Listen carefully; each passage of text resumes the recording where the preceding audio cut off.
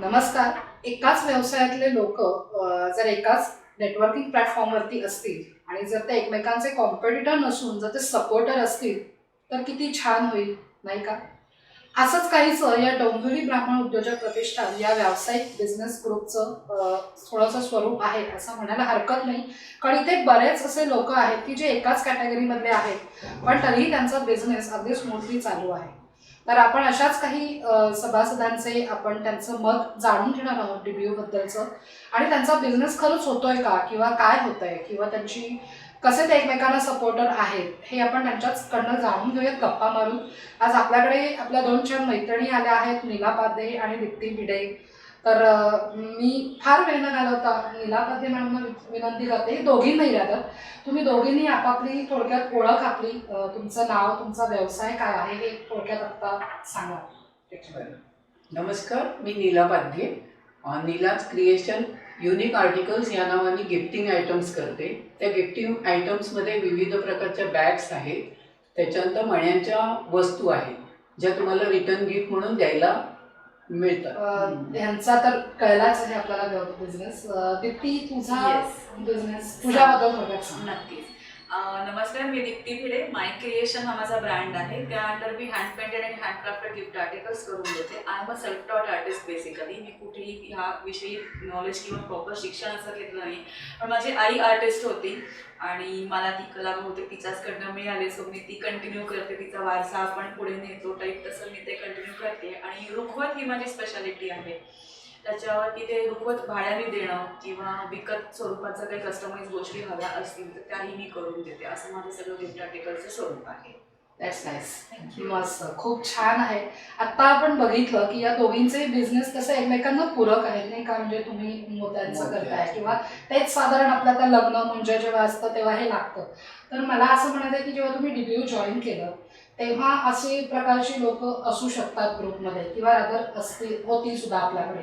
तर असं जॉईन करताना तुमच्या मनात अशी काही भीती होती का की म्हणजे आता मी जाते तर मला बिझनेस किती मिळेल किंवा काय होईल, तर असं काही तुमच्या मनात होतं का? आणि मग जर असेल तर तुम्ही ते कसं काय केलं, म्हणजे ग्रुप जॉईन करतानाचं काय तुमचं मत? थोडीशी भीती होती, पण ज्या वेळेला मी ग्रुप जॉईन केला तर तिथलं जे बॉन्डिंग बघितलं मी, त्यामुळे मला काही असं वाटलं नाही की मी जॉईंट उगाच केला आहे ह्याच्यासाठी. सेम वे भीती होती, कारण अगेन सेम कॅटेगरीचे असल्यावर ते कॉम्पिटिशन अपवर्ड असते. पण त्याच्यातनं मी एक पॉझिटिव्हिटी अशी घेतली की समोरच्याकडे काय वेगळं आहे आणि जे आपल्याकडे नाही आहे हे मी शिकत गेले. आणि त्या व्यक्तीकडनं किती सर्व्हिसेस कशा प्रॉम्प्टली दिल्या जातात, त्यांच्याकडे काय व्हरायटी आहे त्यांच्या प्रॉडक्ट वाईज, ती मी माझ्याकडे कशी इन्क्लूड करू शकते हे मी ग्रोथ वाईज बघितलं आणि DBU अगेन जॉईन केलं. DBU माझा फर्स्टच बिझनेस प्लॅटफॉर्म आहे आणि जॉईन झाले त्यामुळे. येस, मला यालाच धरून तुला पुढे असं विचारावं असं वाटेल की जे तू आता म्हणालीस की तू शिकत गेलेस, तर याचं असं काही छोटंसं उदाहरण देऊ शकशील हो. असं प्रॉपर जर तुला सांगायचं असेल तर? हो हो. जेव्हा DBU फॉर्म झालं तेव्हा आपल्याकडे एक असंच माझ्यासारख्या एक मॅडम होत्या, म्हणजे मे बी माझ्याच एजची ती असेल, पण आता एक म्हटलं तसं की त्या पण आर्ट रिलेटेडच गोष्टी करायच्या. पण त्यांचं एक युनिकनेस मला असा आवडला की त्या फोकस फक्त एकाच प्रॉडक्टवरती करायच्या. लाईक खणाचं तोरण त्यांची USP होती. तो ते एक मला आवडलं की मला हे पण येते, मला पण ते पण येते, असं न करता कुठेतरी एक स्पेशालिटी घेऊन त्याच्यावरती जास्त फोकस करणं, त्याचं प्रोडक्शन, त्याचं मॅन्युफॅक्चरिंग, त्याचं प्रमोशन जास्त कसं करता येईल हे मी बघितलं. मीनवाईल वन मॅन शो करायचा झाला किंवा जर हाताखाली लेबर ठेवायचे झाले तरी कसं करता येईल हे सुद्धा मी फिगर आउट त्यांच्याकडनं बरंच शिकले. म्हणजे 1 to 1 त्यांच्याशी झालं नाही, पण जसं जसं तिची प्रोसेस चालू असायची, ते अपडेट्स तिचे चालू असायचे, ते मी बघत जायची, फॉलो करायचे. तिला ऑर्डर्स काही मीही दिला, सेम वे तिनेही मला बऱ्याच ऑर्डर्स दिल्या की जे तू नाही करते तर चल तू मला करून दे, मी करून देते तुला, अशा टाईप आम्ही करत गेलो. Collaboration me say that's. Yes, that's the spirit. खरं तर कोलॅबोरेशन केल्यानंतरच खरं तर खूप चांगलं एक टीमवर्क होतं आणि क्लायंट आपल्या हातून जात आपला एक ट्रस्ट बिल्ड त्याच्यातून होतो. आपण नेहमी बघतो की बाहेर कॉम्पिटिशन असते आणि DBU मध्ये कॉम्पिटिशन नसतं, ते कोलॅबोरेशन होतं. तर नेमकं तुमच्या बाबतीत असं कधी झालंय की तुमचं कोलॅबोरेशन झालंय किंवा किंवा ते करायचं असेल तर काय, म्हणजे तुम्ही काय बघता? म्हणजे कॉम्पिटिटर न बघता तुम्ही कोलॅबोरेटर असं तुम्ही कसं काय त्याच्याकडे बघता? कोलॅबोरेशन वाईज म्हणायचं झालं तर रुखवतामध्ये लागणाऱ्या मोत्याच्या ज्या वस्तू आहेत त्या मी काकूंकडनं बनवून घेते. रादर मला कोणी जर तसं काही विचारलं लोकरीच्या बाबतीत किंवा पर्सेस बॅगा शिवून देणारं कोणी असेल किंवा काय वगैरे, तर मी ऑफकोर्स काकूंचा रेफरन्सच देत असते. आणि इवन काकूही माझ्याकडनं बरीच कामं म्हणजे पेंटिंग रिलेटेड जी काही येतात ती करून घेतातच. म्हणजे ज्या वेळेला मी बॅगा शिवते त्याच्यावर पेंटिंग हवं असतं ते मी काम दीप्तीला देते आणि दीप्ती वेळेत करून देते आणि छान करून देते. मस्त, ते तर आहेच हो, म्हणजे. आणि काकूंचं पण एज बघता त्यांचं स्टॅमिना म्हणजे चांगलाच आहे, ऑन टाइम डिलिव्हरी आहे, म्हणजे त्यांच्याकडे वेळ पण छान आहे आणि त्याचं युटिलायझेशन त्या जास्त छान करतात. हेही शिकण्यासारखं काकूंकडनं खूप आहे. Yes. सो या स्वरूपात आम्ही कोलॅबोरेशन करतो. खूप छान वाटलं मला हे तुमचे थॉट्स ऐकून.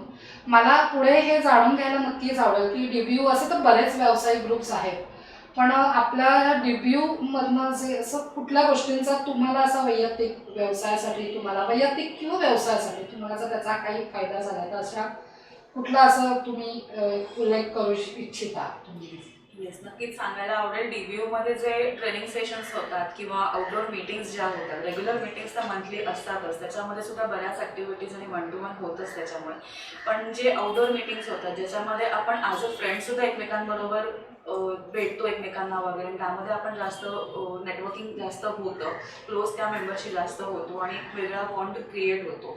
हा जो सगळा उपक्रम आहे ह्याच्यामध्ये येणारे ट्रेनिंग सेशन्स मीटिंग्स वगैरे ह्याच्याने खूप व्यवसायामध्ये सुद्धा डेव्हलपमेंट तर होतेच आहे. जास्त जितकं नेटवर्किंग करू तितकं कमी टाईम, पण जितकं आपण स्वतःला डेव्हलप किती करता येईल हे मी जास्त बघत गेले, शिकतही खूप गेले. माझ्यापेक्षा वयाने लहान असलेले मेंबरसुद्धा आहेत की ज्यांच्याकडनं शिकायला खूप मिळालं.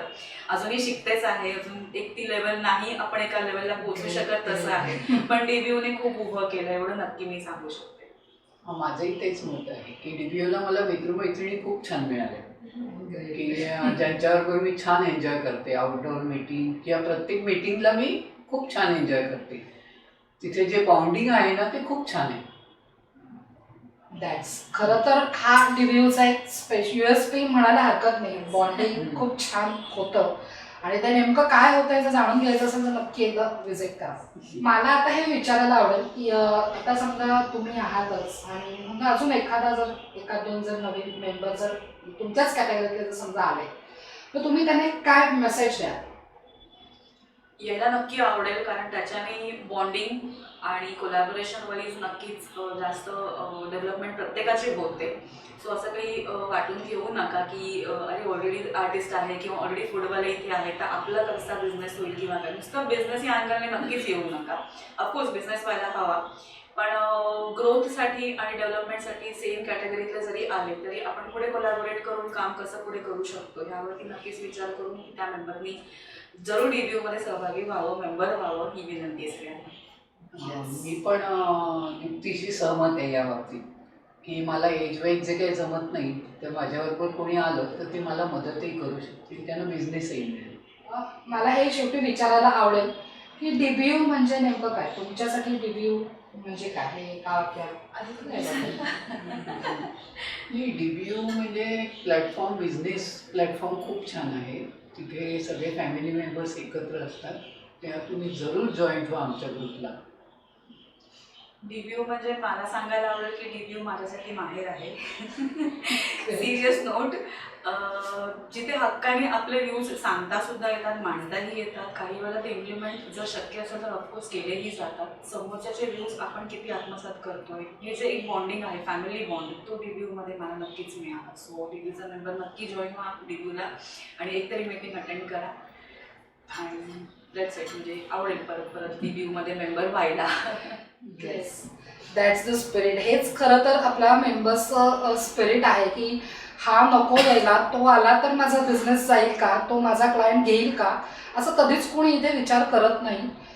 हे मला वाटतं आता येणाऱ्या पुढच्याही काही भागांमधनं तुम्हाला हे समजेल.